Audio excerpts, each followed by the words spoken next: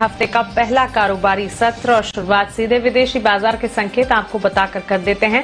सबसे पहले एशियाई बाजार का हाल आप देखिए। एसजीएक्स निफ्टी की शुरुआत बिकवाली के साथ हल्की सी गिरावट पर होती हुई दिख रही है। करीब 62 अंकों की गिरावट 15,430 के स्तर पर अब फिलहाल यहां पर ट्रेड आप देख पाएंगे।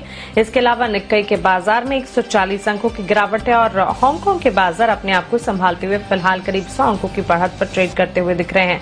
हालांकि डाउ फ्यूचर्स में हल्की ही सही लेकिन 32 से लेकर 50 अंकों की रेंज में बढ़त के साथ फिलहाल कामकाज देखने को मिल रहा है।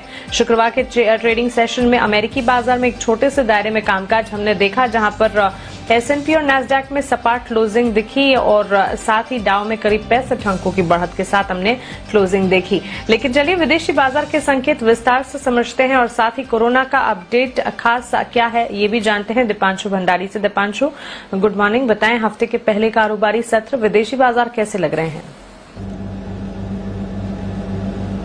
Good morning Mansi. ठीक ठाक एक्शन है, थोड़ी आपको हल्की सी नरमी आती हुई जरूर दिख रही है और आज शाम अमेरिकी बाजार भी बंद हैं। थोड़े वॉल्यूम्स हमने वैसे भी फ्राइडे को कम देखे थे एंड आज ऑफ कोर्स उसका भी आप हल्का सा इफेक्ट देखेंगे। हालांकि जो बाजार खुले हुए हैं एशिया के इस समय ठीक ठाक कारोबार हो रहा है, थोड़ी सी नरमी आपको आते हुए दिख रही है। जापान से कुछ रिटेल डेटा आया है, चीन से भी कुछ मैन्युफैक्चरिंग डेटा आने वाला है, तो यहां से बाजार पर थोड़ा इंपैक्ट आपको आते हुए दिखेगा।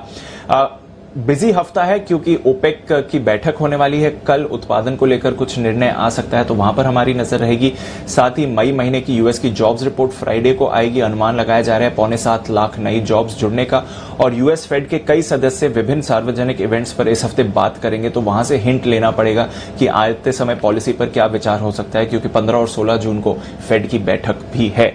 अगर आप देखें तो फ्राइडे को हल्के वॉल्यूम्स के बीच बहुत ही छोटे दायरे में अमेरिकी बाजार में कारोबार हुआ और मामूली बढ़त के साथ बंद हुए। डाउ वैसे अगर आप देखें तो 65 अंक चढ़कर बंद हुआ है, पर ऊंचाई से 100 अंक फिसला और बहुत ही छोटी रेंज में कारोबार आपको होते हुए दिखा। S&P 500 यहां पर भी हल्की सी बढ़त रही और अपने नए रिकॉर्ड से 1% से कम दूरी पर है इस समय S&P 500, वहां पर नजर रखिए। कुछ पर्सनल कंजम्पशन डेटा भी आया था फ्राइडे को, जहां से बाजार को सहारा मिलते हुए दिखा।